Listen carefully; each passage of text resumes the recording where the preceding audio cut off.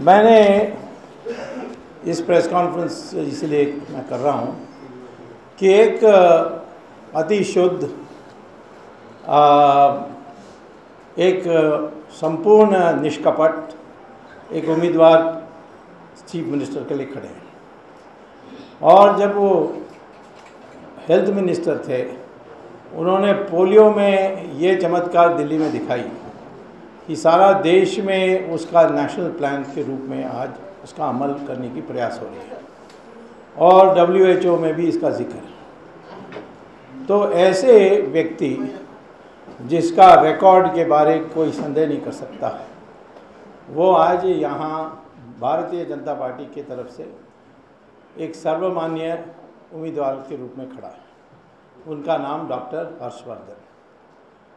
और इस मैदान में कांग्रेस और मीडिया के अनुसार एक आम पार्टी भी है। एक आम पार्टी का शॉर्ट में आप कहते हैं ना, AAP। एक बाप पार्टी भी है, थोड़े दिन में पाप पार्टी भी होगा। मैं ये पूछना चाहता हूँ कि कांग्रेस पार्टी को ऐसे उम्मीदवार का विरोध करने के लिए कोई रास्ता दिखा नहीं, क्योंकि कोई उनका विश्वसनीयता खत्म हो गई है। भ्रष्टाचार के विषय में वो वास्तव में मैदान से भागने की स्थिति में। ऐसे समय में इस चुनाव में दिल्ली की राजनीति में उनकी गुप्त रिश्ते बनी है आम पार्टी के साथ, आपके साथ। अब उसमें कैसा है, कोई मेमोरेंडम ऑफ अग्रीमेंट तो होता नहीं है ऐसे गुप्त अग्रीमेंट में, लेकिन सबको पता है कि अरुणा रॉय वो नेशनल एडवाइजरी काउंसिल की मेंबर बहुत सालों की थी, सोनिया गांधी की बड़ी निकट मानी जाती है। वो खुद स्वीकार करती है कि वो नक्सलाइट है। और हर्षमंदर और इस प्रकार के लोग, और वो सिसोदिया है, वो भी नक्सलाइट है। तो ऐसे लोगों का गठजोड़ बनी है इस पार्टी में, और उसमें देशद्रोही भी हैं। जैसे जो कश्मीर को हिंदुस्तान से अलग करने के लिए उनको कोई इतराज़ नहीं है, सीधा प्रशांत भूषण ने ये कहा है। और मैंने उनको व्यक्तिगत भी पूछा कि आप इसके पक्ष में हैं? उन्होंने कहा हाँ, मैं पक्ष में हूँ कि अमन के लिए कश्मीर को पाकिस्तान दे दें या उसको स्वाधीन करने में मुझे कोई आपत्ति नहीं। केजरीवाल खुद बटला का क्या उन्होंने कहा, मुठभेड़ है, फर्जी मुठभेड़ है। उनको कैसा पता है? और उन्होंने अभी फ़िलहाल कोई वो उनका नाम है तौफीक राजा, जो मौलाना, उसके बारे आज हिंदी अखबारों में भी आया है, मेरे ख्याल में हिंदी हिंदुस्तान टाइम भारत में भी। और पता नहीं हमने सर्कुलेट किया है कि पता नहीं, हम सर्कुलेट करेंगे एक कॉपी उसकी। मैंने मीनाक्षी लेखी से पूछा था एक आपके पास कॉपी है, तो उन्होंने मुझे ईमेल भेजा, उसको मैं दे रहा हूँ। तो यहाँ कौन सी बात है जो देश की अखंडता को शपथ लेनी होती है, MLA के लिए भी, MP के लिए भी, मिनिस्टर और प्राइम मिनिस्टर और चीफ मिनिस्टर को तो छोड़िए, बट एक सदस्य बनने के लिए भी एक शपथ लेनी होती है। वहाँ आप अखंडता की बात कर रहे हैं, तो इससे सारे पब्लिक को सावधान हो जाना चाहिए। जहाँ तक नक्सलाइट्स हैं, माओइस्ट हैं, उनको छुड़वाने के लिए सबसे अग्रसर है वो विनायक रॉय। उसको बाहर निकालने के लिए कितना प्रयास किए लोगों ने। और ऐसे समय में जब अन्ना हजारे कहते हैं कि मैं नहीं समर्थन दे सकता हूँ, तो इससे लोगों को सोचना चाहिए कि क्या बात है। मेन बात जो कहते हैं कि केजरीवाल झाड़ू लगाएगा और सब गंदगी को साफ कर देगा। अब इसमें भी हम लोगों को संदेह है, क्योंकि उन्होंने उनके बारे मेल टुडे में, मैंने उसका एक इंटरनेट से डाउनलोड करके सर्कुलेट करने के लिए कहा, उन्होंने उनका जो कोई ट्रस्ट है, पब्लिक ट्रस्ट ऐसा कुछ है, उसमें दुनिया भर की स्टेटों जिनको गाली देते हैं उनका डोनेशन है, और भी जो इकट्ठे किए हैं 25 करोड़ रुपए उन्होंने 10 दिन में इकट्ठा कर लिया। वहाँ से आया, कहते हैं कि नहीं हमारे पास वेबसाइट में है, परंतु मैं वेबसाइट में गया वहाँ भी कुछ नहीं ढूंढ पाया। और भ्रष्टाचार के बारे में बोलते हैं, लेकिन उसकर आगे अंत तक नहीं ले जाते। भले वो जीते हारे कोर्ट में, परंतु एक अंत तक ले जाने की उनकी, क्योंकि कोर्ट में व्यवस्थित ढंग से पेश करनी होती है और मामूली नहीं है। प्रेस कॉन्फ्रेंस में आप कह सकते हैं आप लोग थोड़े उदारवादी लोग हैं, आप जो भी कुछ बोलेगा उसको छाप देते हैं, लेकिन कोर्ट में तो आपको बिल्कुल स्ट्रिक्ट होना पड़ता है। एक भी कोर्ट केस उन्होंने डाल दिया। वड्रा के लिए जो भी उन्होंने कहा वो पहले से आ गई थी। मैंने ही खुद प्रेस कॉन्फ्रेंस करके दिया था। मैंने कोर्ट में जाने से उसमें देरी की, क्योंकि वड्रा और प्रियंका का झगड़ा चल रहा था और मैं देख रहा था कि भाई मैं वड्रा को समाप्त करूंगा तो सोनिया गांधी खुश हो जाएगी, तो जो जिसके लिए सोनिया गांधी खुश होती है वो तो मैं कभी नहीं करूंगा, तो इसलिए इसको अभी जाने दो, छोटा मगरमच्छ है, बड़ा मगरमच्छ को पहले पकड़ लें। लेकिन उन्होंने जो प्रेस कॉन्फ्रेंस अभी की थी कॉन्स्टिट्यूशन क्लब में, उसमें पहला वाक्य उन्होंने ये कहा कि मैंने जो भी छानबीन की उसमें सोनिया गांधी और प्रियंका गांधी का नाम नहीं आता है, यानी वो निर्दोष है। इसके माने कि वड्रा कोई एक अपना उसका अलग से अस्तित्व है, ये कोई मान सकता है? तो इसके माने जिस समय वो बोले थे तब तो झगड़ा चल रही थी वड्रा और गांधी परिवार के बीच में प्रॉपर्टी डिस्ट्रीब्यूशन में। अब तो वड्रा जाकर बैठ गया दुबई में, इसका बहुत शानदार घर है, कभी आप लोगों को ले जाने के लिए कहना चाहिए।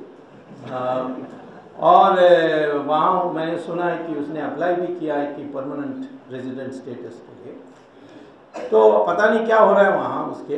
बट मैं ये कहता हूँ कि इतना बड़ा घोटाला इसको आपने कोर्ट में पेश नहीं किया, और भी कोई जो भी है जिसको अंग्रेजी में कहते हैं शूट एंड स्कूट, गोली मारो फिर भागो, हिट एंड रन, ये स्ट्रैटेजी उसने अपनाई है।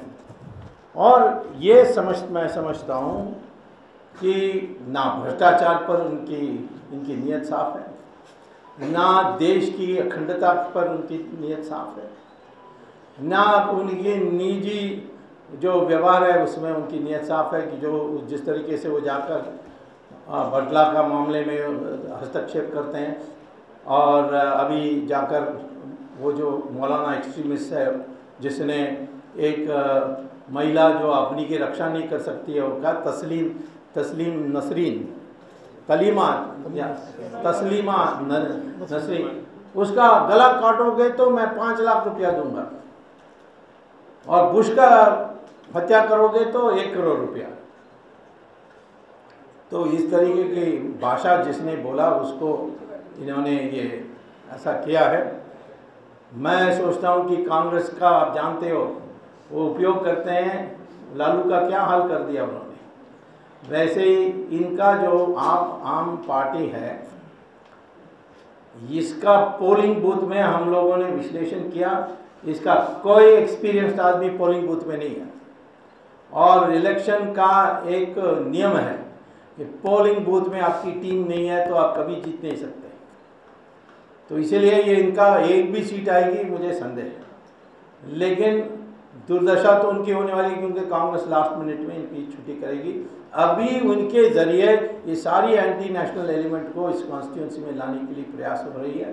तो इस खतरा से बचकर पब्लिक को, हर्षवर्धन को मेजॉरिटी देने के लिए फैसला करनी चाहिए। इसके लिए मैं आज प्रेस कॉन्फ्रेंस करने के लिए आया हूँ। रिटन स्टेटमेंट आपको मिल जाएगी, आपको सवाल पूछना तो पूछ सकते हैं। Any questions, please? आपको लगता है कि लेट से ही सही बीजेपी अब अरविंद केजरीवाल को सीरियसली ले रही है? हम तो सबको सीरियसली लेते हैं, आपको प्रेस को भी सीरियसली लेते हैं। इसमें सीरियसली लेने की क्या बात है? हम पब्लिक को खतरा के बारे अवगत करा रहे हैं और जो 420 चल रही है उसके बारे अवगत करा रहे हैं, और जो एजेंडा हमारी है भ्रष्टाचार के विरुद्ध में लड़ने की, उसको चोरी करके कोई भागने का प्रयास नहीं करें। चोर कितना भी छोटा हो उसको तो सीरियसली लेना ही पड़ता है। तुम्हारे घर में कोई चोर घुसेगा, वो छोटा कद का भी होगा तो उसको आप सीरियसली लोगे। वैसे ही ये हमारी जो एजेंडा है उसको चोरी ना करने प्रयास करें, इसके लिए हमें लोगों को सावधान करना है, ये हमारी दायित्व है। इसमें सीरियस लेने की बात ही नहीं है। इस इलेक्शन के बाद तो कोई भी नहीं सीरियसली लेगा। Any more questions, please? पिछले दिनों बाबा अम्बेडकर के लिए भी उन्होंने कहा था उन्होंने कानून बड़ा गलत बनाया है, केजरीवाल ने कहा। अब बाबा साहब अम्बेडकर पढ़े लिखे आदमी, PhD इकोनॉमिक्स में कोलंबिया यूनिवर्सिटी से, फिर लंदन में जाकर लॉ डिग्री, बैरिस्टर बने और हमारी संविधान बनाई, जो उसका आज भी सब दुनिया में प्रशंसा होती है। और उसको ऐसे कहें, मैं समझता हूँ कि जो 3rd क्लास में पास हुआ था जवाहरलाल नेहरू, उसको पंडित कहेगा केजरीवाल, बट बाबा साहब अम्बेडकर को कहेगा कि भीमराव है। तो इस प्रकार की जो बातें उसकी बहुत आते हैं, तो उससे लगता है कि जो भी लोकतंत्र के लिए प्रिय है उसमें कुछ ठेस पहुंचाना, उसकी कुछ बुराई कराना, ये केजरीवाल की आदत है।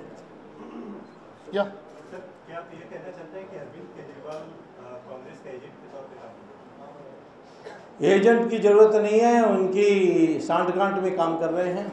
अब एजेंट माने वो उनसे पैसा लेते हैं, उनको इंडिपेंडेंटली बहुत पैसा मिल रही है, तो इसीलिए कांग्रेस से पैसा लेने की ज़रूरत नहीं है।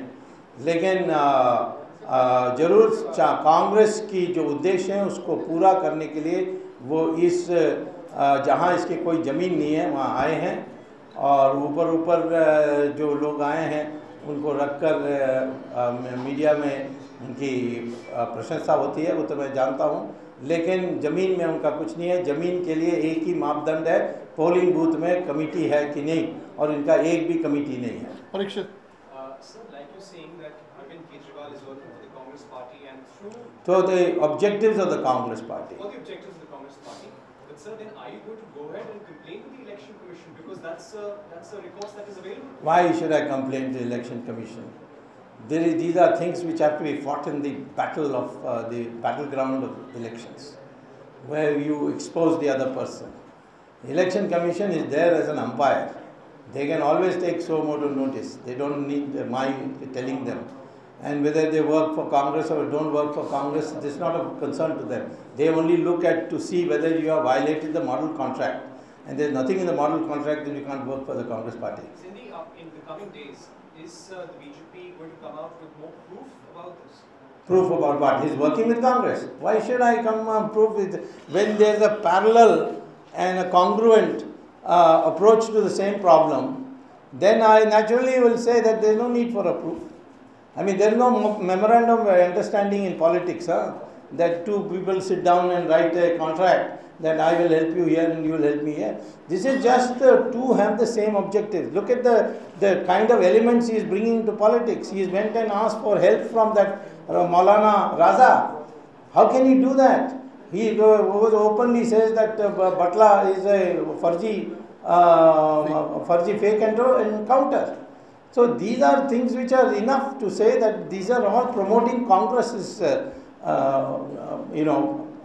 game plan.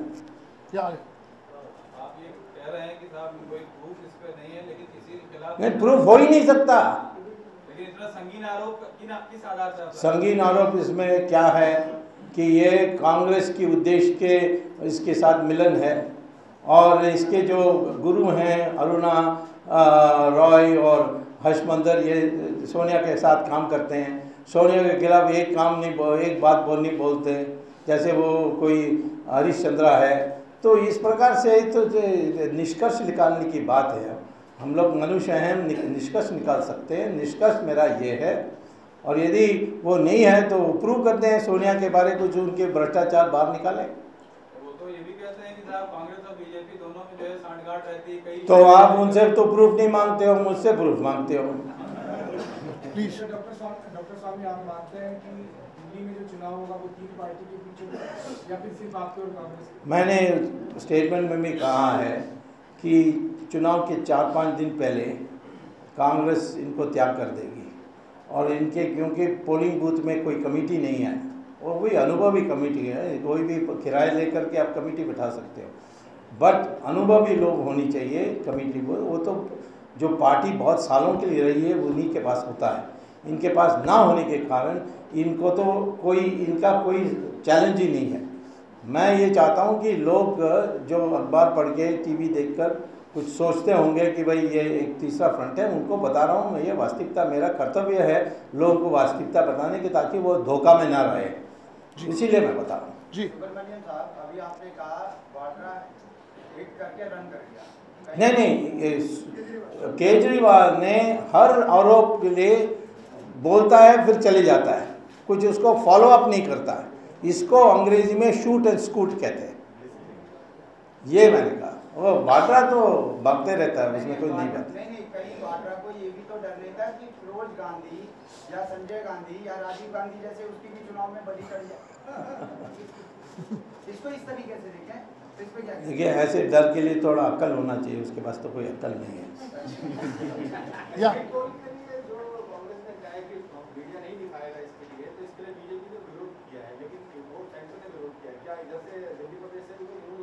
किसके लिए? Exit poll, exit poll.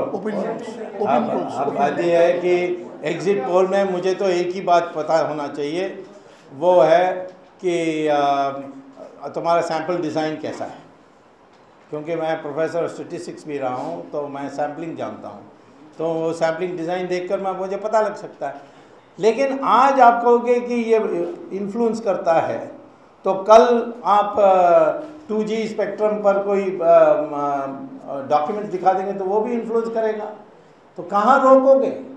ये तो आज़ादी का सवाल है। आर्टिकल 19 ऑफ द कॉन्स्टिट्यूशन में फ्री एक्सप्रेशन के अधिकार है, रीजनेबल रिस्ट्रिक्शन होना चाहिए, ये तो अनरीजनेबल है। तो इसीलिए मुझे नहीं लगता ये टिकेगा। ऐसा मूर्खता करेगी इलेक्शन कमीशन तो हम सुप्रीम कोर्ट में चुनौती दे सकते हैं। Thank you, thank you. Last question please. आप कहते हैं केजरीवाल कांग्रेस से मिले हुए, कांग्रेस कहती है केजरीवाल आपसे मिले, आप केजरीवाल कहते हैं कांग्रेस हमसे मिले हुए हैं और जाके मौलाना तो राजा से मिलेंगे, हमसे मिलेंगे तो उनसे नहीं मिलेंगे। बटला हाउस फर्जी है, इनकाउंटर, वो कभी नहीं कहेंगे। और कश्मीर को अलग कर दो और पाकिस्तान को दे दो, ये हमारे से मिले हुए तो कभी नहीं कहेंगे। बाबा रामदेव से तो मिले थे वो कौन? केजरीवाल जी पीछे बाबा रामदेव जी के साथ स्टेज शेयर किया। स्टेज बिकॉज वो उस समय ये थे ना अन्ना हजारे। अब वो आपके साथ, अब अन्ना बाबा रामदेव तो राष्ट्रवादियों के साथ है, उसमें हम भी गिने जाते हैं। Last question please. सर थोड़ा अगर इससे हटके टॉपिक है सर, चोपड़ा मीटिंग में प्रधानमंत्री के जाने को लेकर के विरोध हो रहा है। बीजेपी का आज जो अधिकृत स्टेटमेंट है वो आया है हिंदू अखबारों में, और मैंने भी फ़ोन करके बात करके पता किया। हम लोग प्रधानमंत्री जाए ना जाए उनको तो तय करना है, लेकिन वो जाएंगे तो हम तो नहीं विरोध करेंगे। हम तो चाहते हैं कि श्रीलंका और इंडिया के बीच में, क्योंकि दोनों सिनाला और तमिल दोनों हिंदुस्तान से आए हुए लोग हैं। तमिल के लोग जिसको तमिल भाषी लोग हैं वो केरल से और तमिलनाडु से आए, और जो सिनाला लोग हैं वो उड़ीसा और बिहार से आए हुए लोग। तो इसीलिए हम दोनों को हिंदुस्तान के वारिस मानते हैं, और हम समझते हैं कि तमिलों के साथ अन्याय हुआ है और उनके जो अधिकार हैं उसको ठीक से नहीं दिया गया है, और इसके लिए हमें बातचीत करके सुलह करनी चाहिए। और जितना दूर हम रहेंगे उनसे, उतना चाइना और पाकिस्तान का फ़ायदा होने वाला है। Thank you.